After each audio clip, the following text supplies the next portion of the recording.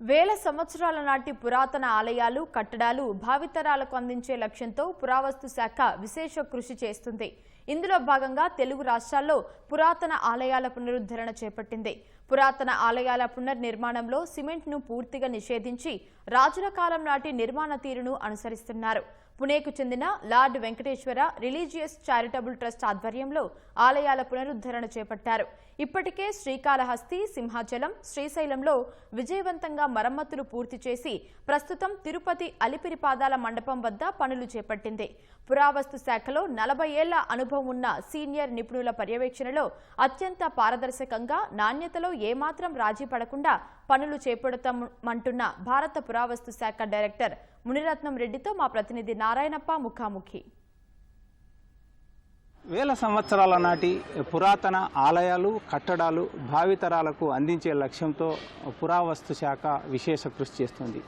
అత్యంత ప్రాధాన్యత, అత్యంత ప్రాశస్త్యం, ఆధ్యాత్మికంగా ఎంతో పేరు ప్రఖ్యాతులున్న ఆలయాలను ఆ పురాతన ప్రాశస్త్యం దెబ్బతినకోకుండా ఆ పురాతన విధానాన్ని అదే కొనసాగిస్తూ పునరుద్ధరణ కార్యక్రమాలు చేస్తున్నారు. అన్నిటినీ భారత పురావస్తు శాఖ డైరెక్టర్ డాక్టర్ మునిరత్నం రెడ్డి పర్యవేక్షిస్తున్నారు. ఇప్పుడు ఆయన మన దగ్గర ఉన్నారు. సార్ నమస్తే. ఇప్పటికే మన రాష్ట్రంలో ఉన్న పురాతన ఆలయాల పునరుద్ధరణ కార్యక్రమాలు జరిగినాయి. పురాతన కట్టడాలను ప్రతిబింబించే రీతిలో నిర్మాణాలు చేపడుతున్నారు కదా, అసలు ఈ విధానం ఏంటి? అసలు ఆంధ్రప్రదేశ్లో ఉన్న ప్రాచీన దేవాలయాలన్నింటినీ కూడా పునర్నిర్మించాలి అనేటటువంటి ఒక కాన్సెప్టు. ఆ పునర్నిర్మించే క్రమంలో కూడా మనం ప్రాచీన పద్ధతులు అంటే ఏదైతే చోళులు, పాండ్యులు, పల్లవులు, విజయనగర రాజులు వీళ్ళందరూ నిర్మించిన దేవాలయాల్ని మనం యాజ్ ఇట్ ఈజ్గా పునర్నిర్మించాలి అనేటటువంటి ఒక దృఢ సంకల్పంతో ఈ యొక్క కార్యక్రమాన్ని చేపట్టడం జరిగింది. దీని ద్వారా మనం ఆ రోజుల్లో అంటే 1000 సంవత్సరాల క్రితం ఏదైతే మెటీరియల్ని వాళ్ళు వాడారో, కరక్కాయ కావచ్చు, లేడీ ఫింగర్స్ కావచ్చు, జూట్ కావచ్చు, అలానే ఈ యొక్క అరబిక్ ట్రీ గమ్ కావచ్చు, ఈ 8 పదార్థాలని ఆ మిశ్రమాలన్నింటినీ కూడా ఒక వాటర్ ట్యాంకుల్లో వాటిని బాగా మరగబెట్టి ఆ మరగబెట్టిన తర్వాత వచ్చేటటువంటి ఆ జిగురు పదార్థాన్ని మనం ఈ యొక్క అన్ని దేవాలయాలకు కూడా వాడటం జరుగుతుంది. అలానే ఇక్కడ దేవాలయాలకి లీకేజీకి సంబంధించినటువంటి వరకు ఆ యొక్క టెక్నిక్ వాడుతున్నాం. కన్జర్వేషన్ టెక్నిక్ వచ్చేటప్పటికి ఫర్ ఎగ్జాంపుల్ ఇప్పుడు మనం అలిపిరి పాదాల మండపం చేస్తున్నాం. అలిపిరి పాదాల మండపంలో ఉన్నటువంటి ప్రతి ఒక్క స్టోన్ కానీ ప్రతి ఒక్క ఇటుకరాయి కానీ వాటన్నిటినీ కూడా రిమూవ్ చేసి అంటే డిస్మాంటిల్ చేసి వాటిని నెంబర్ ఇచ్చుకొని దాన్ని మళ్ళీ తిరిగి పునర్నిర్మించడం. అంటే కాన్సెప్ట్ ఏంటంటే మనకు ప్రాచీనమైనటువంటి మన చక్రవర్తులందరూ కూడా మనకి ఏమైతే హిందూ ధర్మాన్ని కాపాడాలనే ఉద్దేశంతో దేవాలయాలు నిర్మించారో ఆ దేవాలయాలన్నింటినీ కూడా మనం భావితరాల వాళ్ళకి ఇవ్వాల్సిన బాధ్యత మనందరిపైన ఉంది. కాబట్టి వాటిని యాజ్ ఇట్ ఈజ్గా నిర్మించాలనేటువంటి ఉద్దేశంతో ఈ యొక్క కార్యక్రమం చేయడం స్టార్ట్ చేశాము.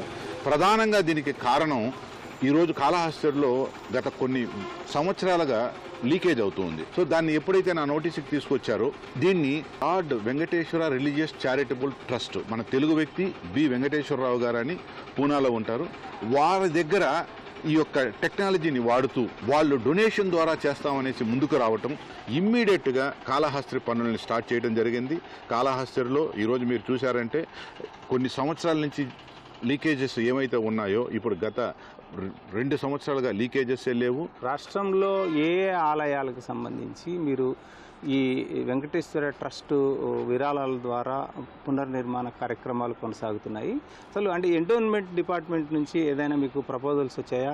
ఇక్కడ ప్రధానంగా ఏంటంటే శ్రీకాళహస్తి వర్క్ టేకప్ చేయాలి అనేటటువంటి ఉద్దేశం ఉన్నప్పుడు ముందుగా నేను అప్రోచ్ అయిన తర్వాత మన గవర్నమెంట్ కూడా ఇమ్మీడియట్గా నేను చెప్పినటువంటి విధానానికి ముందుకు రావటం, ఎంఓయూలు చేసుకోవటం, వాళ్ళ కాళహస్తిలో వర్క్ స్టార్ట్ చేయటం, ఇమ్మీడియట్గా కాళహస్తి టెంపుల్ని మనం అనుకున్న టైం కంటే ముందుగానే వాళ్ళు కంప్లీట్ చేసి ఇచ్చిన తర్వాత వాళ్ళ క్వాలిటీ ఆఫ్ వర్క్ చూసిన తర్వాత ఇంకా మనం ఇలాంటి దేవాలయాలన్నింటినీ కూడా మనం ధైర్యంగా వాళ్ళని అడగచ్చు అనే ఉద్దేశంతో నెక్స్ట్ ఇమ్మీడియట్గా సింహాచలం, అక్కడ కూడా లీకేజ్ పనులు, సింహాచలం కూడా రికార్డ్ టైంలో కంప్లీట్ చేయడం జరిగింది. రెండోది అయిపోయిన తర్వాత మళ్ళీ మనకు ఎప్పుడు మన దేవాలయాలు కాబట్టి ఇమీడియట్గా మళ్ళీ శ్రీశైలం కడిగాం. కానీ ఇక్కడ శ్రీశైలంకి వచ్చేదానికి ఏంటంటే శ్రీశైలంలో ఒక లీకేజ్ పనులే కాదు, చాలా వరకు ఇన్సైడ్ పిల్లర్స్ కానీ కాలమ్స్ కానీ అవన్నీ కూడా దెబ్బతిన్నాయి. సో వాటిని కూడా కన్జర్వేషన్ చేయాలి అనే ఉద్దేశంతో వీళ్ళని రిక్వెస్ట్ చేయటం, ఇమీడియట్గా వాళ్ళు యాక్సెప్ట్ చేయటం, వర్క్ స్టార్ట్ చేసి ఈరోజు ఆల్మోస్ట్ ఫేజ్ 1 వర్క్ కంప్లీట్ అయిపోయింది. నెక్స్ట్ కన్జర్వేషన్ వర్క్ మనం స్టార్ట్ చేయబోతూ ఉన్నాం అన్నమాట. దీనిలో భాగంగానే అలిపిరి పాదాల మండపం అనేది అదే వెంకటేశ్వరరావు గారు మరీ కూడా వాళ్ళు ముందుకు రావటం, ఇమ్మీడియట్గా వితిన్ 15 days టైంలో మేము వర్క్ స్టార్ట్ చేశాము. ఈరోజు మీ అందరూ చూస్తూ ఉన్నారు. అలిపిరి పాదాల మండపం యాజ్ ఇట్ ఈస్గా, అంటే దీన్ని పునర్నిర్మించటం అంటారన్నమాట. 400-500 సంవత్సరాల ముందు ప్రధానంగా వాళ్ళు వాడినటువంటి మెటీరియల్, పిల్లర్స్ కావచ్చు, స్టోన్స్ కావచ్చు, కాలమ్స్ కావచ్చు, అవన్నీ కూడా ఏమీ దెబ్బతినవు. వాళ్ళు లోపల వాడినటువంటి ఇటుకరాళ్ళు మనం రిమూవ్ చేసేటప్పుడు కొంచెం డ్యామేజ్ అవ్వచ్చు. సో అయినా కూడా ఆ ఇటుకరాలను కూడా మనం ఏం చేస్తామంటే archaeological survey of India norms ప్రకారం మేము ఏదన్నా కానీ ఆ యొక్క పీరియడ్కి సంబంధించిన విధంగానే మనకు ఇప్పుడు మన దగ్గర ఉన్నటువంటి ఇంజనీరింగ్ వాళ్ళ స్కిల్ ద్వారా మనం యాజ్ ఇట్ ఈస్ అదే బ్రిక్స్ ఏ సైజ్ అయితే ఉందో అదే బ్రిక్స్ని మళ్ళీ రీప్రొడ్యూస్ చేసి వాటిని ఇక్కడ వాడటం జరుగుతుందే తప్ప ఏది కూడా కొత్తదే అంటే ఈరోజు ప్రధానంగా చెప్పడం ఏంటంటే దేవాలయాల్లో సిమెంట్ అనే దాన్ని వాడకూడదు అనేది నేను చెప్పిన తర్వాత మన endowment department government of Andhra Pradesh ఒక జీవో కూడా ఇష్యూ చేసింది.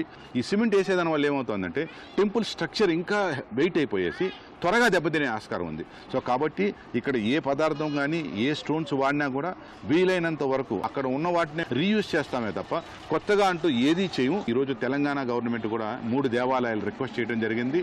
మన్యంకొండ కావచ్చు, భద్రాచలం కావచ్చు, అలానే ధర్మపురి కావచ్చు. ఈ 3 దేవాలయాలు కూడా చేయబోతున్నాం. అంటే సార్ వీటికన్నిటికీ నిధులు సమీకరణ ఏ విధంగా జరుగుతుంది?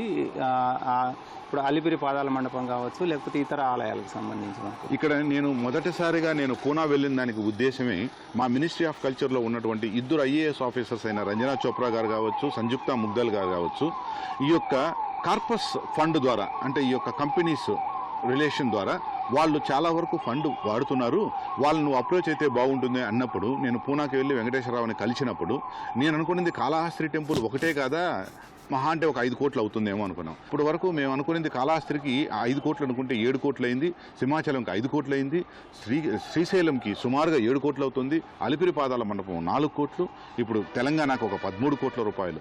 అంటే వాళ్ళు ఎక్కడా కానీ క్వాలిటీ ఆఫ్ వర్క్లో కాంప్రమైజ్ అవ్వటం లేదు, వాళ్ళ యొక్క ఫండింగ్ విషయంలో కూడా ఎక్కడా కూడా కాంప్రమైజ్ అవ్వటం లేదు. ఇంకా కూడా మనకు ఇప్పుడు ఎండోమెంట్ డిపార్ట్మెంట్ నుంచి కూడా మనకు ఇంకా ఒక 2-3 యాగంటి కానీ ఇంకా ఒక 2-3 ప్రపోజల్స్ వస్తుంది.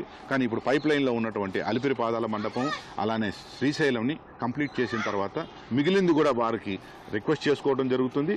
మనం ఈ యొక్క దేవాలయాల్ని అంటే ప్రాచీన దేవాలయాల్ని కాపాడాలనేటటువంటి దృఢ సంకల్పం, హిందూ ధర్మాన్ని కాపాడాలనే దృఢ సంకల్పాన్ని మనం ముందుకు తీసుకొని వెళ్ళటం జరుగుతూనే ఉంటుంది. నాటి ఆధ్యాత్మికత పరిస్థితులను ఏమాత్రం దెబ్బతినకుండా ఉండేలా ఆలయాలను పునర్నిర్మాణం కావచ్చు, పునరుద్ధరణ కార్యక్రమాల ద్వారా పురాతన సంపదను భవిష్యత్ తరాలకు అందించే లక్ష్యంతో ఈ కార్యక్రమం చేపట్టాను. పూర్తి స్థాయిలో విరాళాలతోనే ఈ శ్రీ వెంకటేశ్వర ట్రస్ట్ ఆధ్వర్యంలో కార్యక్రమాలు నిర్వహిస్తున్నామని అభిప్రాయం ఆయన వ్యక్తం చేస్తున్నారు. కెమెరామెన్ భాస్కర్తో వి నారాయణప్ప, ఈటీవీ న్యూస్, తిరుపతి.